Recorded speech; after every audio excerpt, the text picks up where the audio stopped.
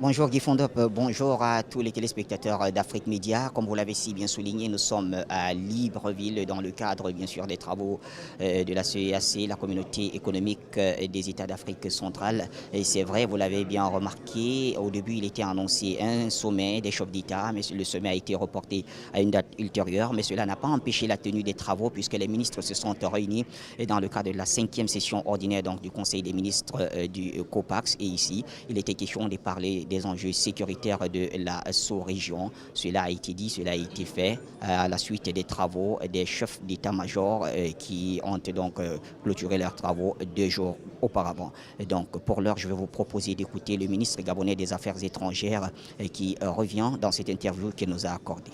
Ce Conseil des ministres est une réunion ordinaire du Conseil de paix et de sécurité de l'Afrique centrale, le COPAX. C'est une réunion qui permet aux ministres de se concerter, d'évaluer la situation de la communauté économique des États de l'Afrique centrale en matière de paix, de sécurité dans les États et en général dans la sous-région. Ça c'est d'un.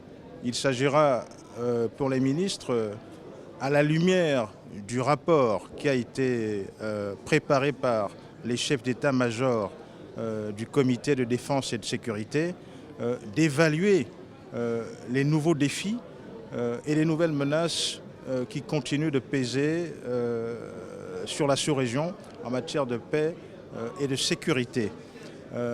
Mais plus spécifiquement, il s'agira d'évaluer la stratégie de lutte contre le terrorisme dans la sous-région. Vous savez qu'il y avait eu une réunion extraordinaire des ministres le 14 février 2015 à Yaoundé qui avait fait un certain nombre de recommandations en matière de lutte contre le terrorisme dans la sous-région. Donc il s'agira de voir où on en est avec cette stratégie. Ça, c'est d'une part.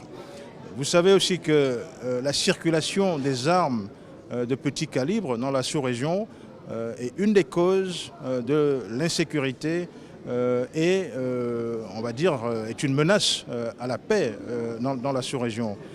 Les États ont signé une convention dans ce domaine. Il s'agira de voir comment cette convention est mise en œuvre, combien d'États l'ont déjà ratifiée et comment renforcer la mise en œuvre des actions au titre de cette convention. Et enfin, vous savez qu'un certain nombre d'États fait partie du Golfe de Guinée.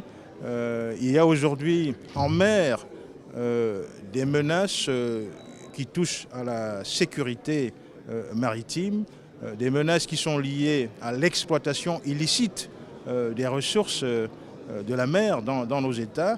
Et donc il y a une stratégie, d'ailleurs une stratégie conjointe avec la sous-région de l'Afrique de l'Ouest pour lutter contre ces phénomènes qui menacent la sécurité maritime sur le golfe de Guinée.